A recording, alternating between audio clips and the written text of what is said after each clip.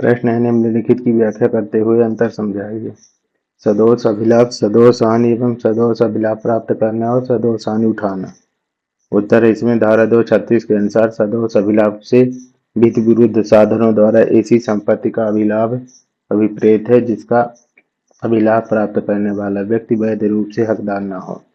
धारा 237 के अनुसार सदोष हानि से विधि विरुद्ध साधनों द्वारा ऐसी संपत्ति की हानि अभिप्रेत है जिसकी हानि उठाने वाला व्यक्ति वैध रूप से हकदार हो।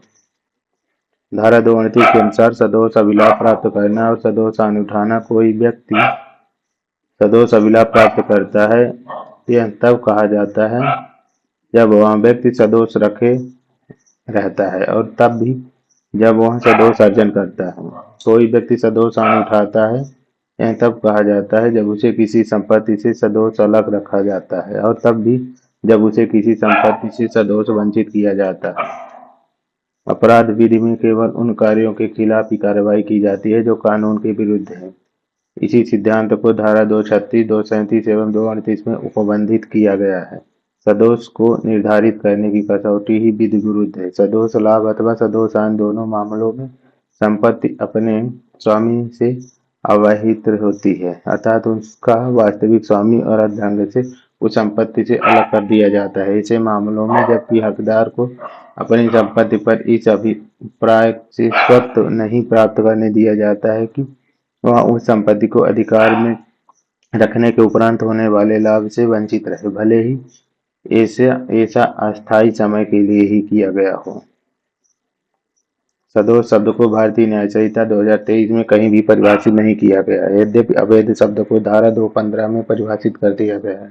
साधारण शब्दों में सदोष शब्द का अर्थ है किसी पक्षकार के विधिक अधिकार पर प्रतिकूल प्रभाव डालना। इस प्रकार दोषपूर्ण अभिलाभ विधि विरुद्ध साधनों द्वारा ऐसी संपत्ति का अभिलाभ है जिसका वैध रूप से हकदार अभिलाभ प्राप्त करने वाला व्यक्ति नहीं है, तथा दोषपूर्ण हानि विधि विरुद्ध साधनों द्वारा ऐसी संपत्ति की हानि है जिसका वैध रूप से हकदार हानि उठाने वाला व्यक्ति ही है।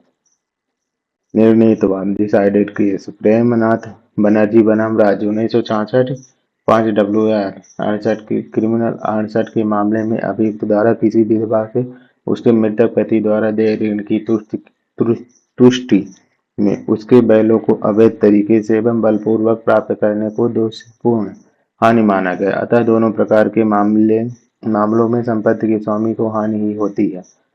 सदोष लाभ के मामले में प्राप्त करने वाला व्यक्ति उसका वैध रूप से अधिकारी नहीं होता और सदोष हानि के मामले में हानि प्राप्त करने वाला व्यक्ति कानूनी रूप से हानि उठाने का अधिकारी नहीं होता। इस प्रकार सदोष लाभ एवं सदोष हानि के में 2 प्रकार के मामले आते हैं।